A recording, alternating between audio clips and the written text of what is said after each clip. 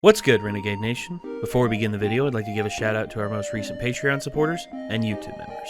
Rened Vouchy 126, Longfoot, Austin Baker Golf, The Mysterious Midnight, Tatcap, Don King, Casey Merritt, Gino, Layla M, Lorenzo Baxter, Richard Cardamone, Disgruntled DM, Sergio Talamantes Flores, Alan Barty, Farah, Andy Jackson, Jesus Pereda, Alexander Thomas, Justin Fountain, Willie Boughton, Vocaloider 97, Kalen Fisher, Redemption, Trent Dragoo, Oryxon, Golden Gear Grinder, MZ, Marvoius, Brea Rose, Austin, Tony Schuyler, Anon Omit, Warner, X Nova X Knight X, Jacob Dimmler, Richard Black, Abigail Stember, Christopher Heckel, Chris O, Elijah Moffat, Alexander Rost, James Anderson, Jonathan Emil, Ace Attorney Fan 621, Jamie, Crawler XP, Larry Walker, Musa, and Benjamin Gomez. And I would also like to give a shout out to our executive producers, Joshua Fix, The Gimpster 101, and Bevan Rummett. Thank you all very much for your support. If you want to become a YouTube member, click the join button down beside the subscribe button. And if you want to join our Patreon, feel free to click the link down below to find out more. We'll see you there. I don't like bacon. I call you. You say about bacon. I love guns. Better watch what you say, mama. Do I have my hat on, Clarity? My FBI hat? Hell yeah. FBI, open up!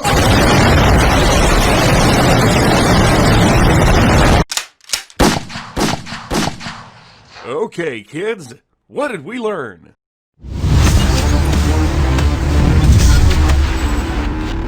Godzilla vs. Kong.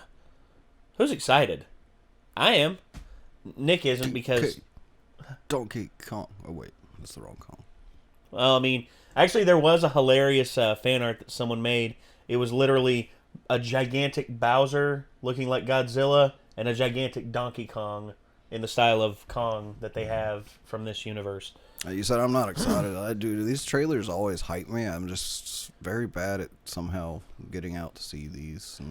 And that's all right. Very behind on the Godzilla and stuff movies. Here's the beautiful thing, Nick. We can watch these. Yeah. We can watch these before this comes out. On HBO Max, the same place this is coming out. Cool. So if you want to, you can actually tune into it in your own spare time. Catch up. Yeah, and catch up to it. I mean, I will say this. In terms of their tier ranking, in terms of where they stand, in terms of best to worst, I would say there's not a bad film among them. None of them are bad.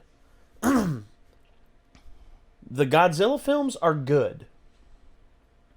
The Kong Skull Island film, which was the prelude to this film for Kong, is really good. I'd say it's the best out of all three of them. But Godzilla and the other one, King of Monsters, they're both good films. They're not exceptionally great. They have their flaws in certain areas. Number one, in the first Godzilla film, there is a noticeable lack of the title character. But when you understand what the filmmaker was going for, he wanted to go for something like Jaws, where you don't see where the anticipation is the big thing, and when you finally see it, you know, there's huge roars of intensity. Yeah, which is awesome.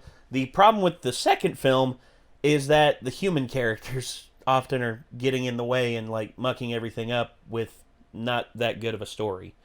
But the action scenes are still fucking top notch. And Godzilla vs. Kong, I'm hoping that this one's going to be a little bit different.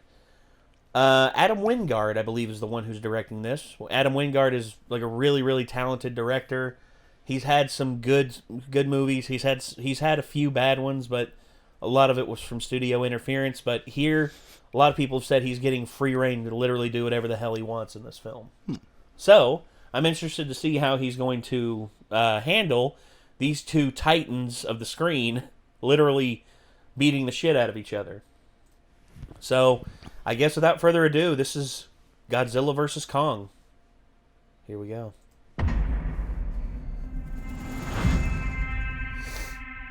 This is our only chance. Oh. Closed captions. We have to take it. Hey, what's up, Kong?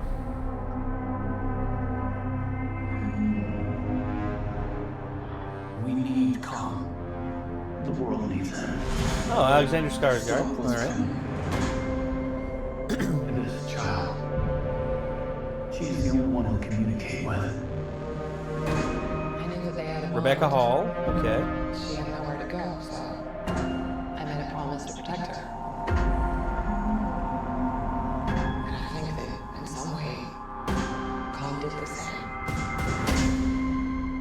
That's good.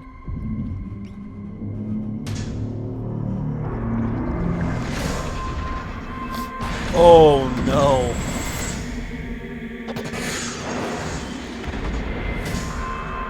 Uh-oh. Wait a second.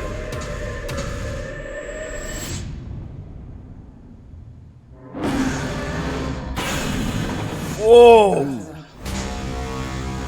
What? Okay. Why is he attacking? This doesn't make any sense. Oh! Shit! Don't go in the water. You will be at a severe disadvantage in the... Uh-oh! Oh, shit! These are dangerous times. You don't say. So I don't know why he's attacking. We're not seeing here. I'm at the same page. Wait, yeah, there's Millie Bobby Brown. I knew had to be back for this. There was a war. Oh my god! Yes! Yes! Kong bows to no one. Well, there are two alphas. What do you... Oh! Damn, son! That Look, looks bitchin'. that looks fucking gnarly, man. Okay, so apparently something's wrong with Godzilla and he's attacking humans, which is something he... Okay, bit of a spoiler. He actually does not do unless, like, provoked. And Yeah, that's kind of what I'd heard about the new ones already. So yeah, so... it's not really a big spoiler for me. I knew he was kind of a good guy in the newer movies. Yeah, but now he's attacking for some reason. I don't know why.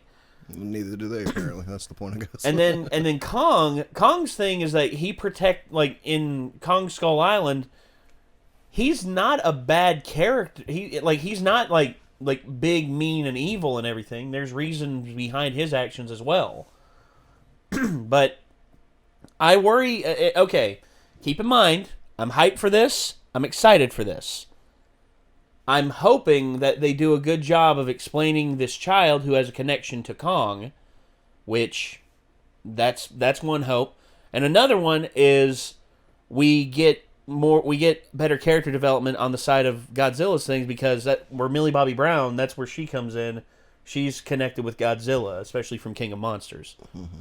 And I would love to see what both of them, like how both sides are going to eventually... Like, I'm predicting that eventually both sides are going to work together, and both are going to... Like, there's not going to be, like, a true winner, because there's going to be, like, a handicap that one of them has to fight with or something like that. Like, Godzilla is going to be fighting with, like, he's under mind control or something like that, or there's something that's, like, making him go crazy, and once he's free of that, then him and Kong won't want to fight anymore. I know it has to eventually end with them not killing each other, or they could effectively just wind up, having a winner, because in the past they have done that. In the past they have had fights with monsters, and one of them has won in the past. But again, I don't know. But the fact that this is just over a month away, this is coming out, I believe, March 27th, I believe, is its release date on HBO Max. I would still love to see this in theaters, because the sound and plus the scope and scale, don't get me wrong, when we don't have one here, but I guarantee you, for people out there who have like an 85-inch OLED that they've paid like $3,000 for, and have like a mega surround sound system and stadium seating in their house and everything, that could be comparable. But to me, I would want to see this in a big screen. The theater we have around here is open. They follow COVID safety protocols and everything. No one's allowed, like, there's a 2-seat distance between everyone. I still don't think I would go to one right I now, don't know either, but I'm kind of hoping, though, whenever, like, if stuff is ever safe again, hopefully it will be, but, that theaters will start to, like, maybe have, like, short reruns of things that didn't get to have a theatrical release while this was all going down. yeah, post-COVID re-releases I would be all for, especially for movies like Tenet, which I didn't get a chance to see, which I didn't get, which I'm probably not going to get a chance to see in theaters. There's a lot that I would like to see in theaters. Because theaters, I know people say, oh, well, you can just watch it at home, convenience. It's not the same. Well, convenience I get. When you're a convenient movie watcher, yeah, watching it at home is a good thing. But for me, watching it elsewhere, watching it in a theater with a huge, massive surround sound system with stadium seating, and you can like feel the rumble, the 3D sound design that you get in theater experiences. To me, as a film fan, I can never get past that. I just can't. I mean, what about you? I mean, for you, like some of your, like, you prefer like some movies in theaters. Well, yeah, like I always like to see any kind of action film in theaters because, agreed, like the explosion sounds and stuff like that, you just don't get that same kind of sound level with like home entertainment systems usually. Well, it's just like when we went and watched Project Overlord. Also, anything that's just an extremely like artistic film, like it has a lot of like visual detail on the screen. It's always cool to see on such a huge screen as well. Oh yeah, dude. I love that.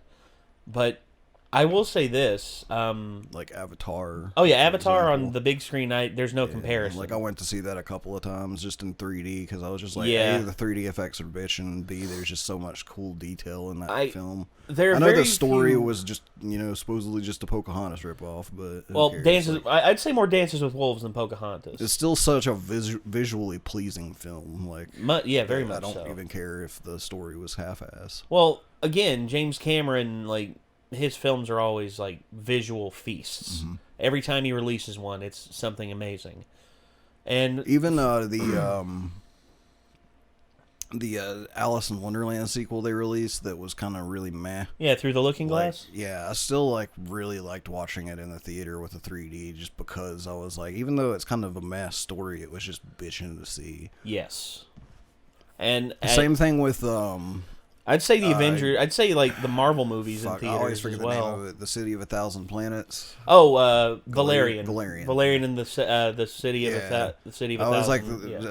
I even said afterwards, this is probably like the prettiest shitty movie I've ever seen. Oh, it's beautiful. I mean, it was Luke like Besson, really cool to see, but I was just like, that was such a stupid movie. It was. I mean, they tried. You keep in mind, it was like 100% like crutched on its visuals. Well, okay. The thing with Valerian was that they tried to effectively squish 20 years worth of comics into a 2-hour film. Yeah, that needed to be a whole bunch of films. I would have said if you could do a 3-film deal and you could do like the meetup of Valerian and Laureline, I think that would have been awesome. And then Valerian like shows Laureline the beauty of the stars and the galaxy and the fact people were also giving it other legitimate criticism, like they felt like the characters just weren't like they should have been from the comics. Like they said that Valerian just came off as kind of a dick for no reason. In earlier, he wasn't really like that in the comics. In earlier renditions, he's the heroic type. He's like very, very cordial. He's very like chivalrous. And as the comics grew, like as the comics evolved over time, like Valerian like became the dummy. Valerian became like the stupid hero who had all the talent, but he had a brain full of shit. And Laureline became more of a hero as well, even though she was written very well in her original format, to where she not only assisted Valerian a lot, she saved his ass multiple times. And in fact, I feel like the balance early on was its best, like balancing out both characters. But you know, you're telling one artist to value something you hold highly, whereas they hold something else very highly. And you know, you're gonna have frictions like that, and it's not gonna. And sometimes it works, sometimes it doesn't. If they ever attempt Valerian again, I would like to see a pure origin one, like where Valerian and Laureline meet, and Laureline pretty much like is shown the beauty of the world and the stars and everything by Valerian, and she wants to come with him, and they wind up going on an adventure. Like, she winds up saving his ass, so he owes her one, and he takes her with him. Basically, that would be like a good synopsis, a good bullet point version of like the first Valerian movie if you were going to take it seriously.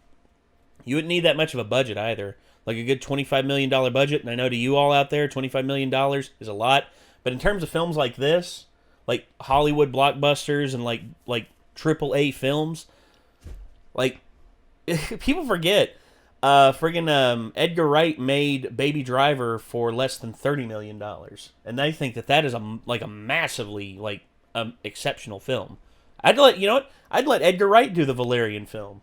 I'd let him do it. I think he could do a tremendous job with it because it's quirky funny. It's that quirky kind of funny that he likes, but yet there's also serious storytelling, and he balances it out so well. I would like Edgar Wright to direct a Valerian film, but again, until all of this COVID stuff's over, there's a lot of stuff that's on standstill. And thankfully, this was mostly filmed before the whole COVID thing happened, and they got through all the editing and everything. I think they had to do a couple reshoots here and there for stuff, but I think for the most part, this was done before COVID. So, anyway, yeah. I'm excited to see this. Nick, you'll have to catch up on them on HBO Max. I think you got that 4K monitor now, so you should be able to watch them in pretty good fidelity. Yeah, that'd be cool. But again, everyone, thank you all so much for tuning in, and I guess until next time, signing off, I'm Nate. I am Nick. We'll see you then, everyone. Peace out.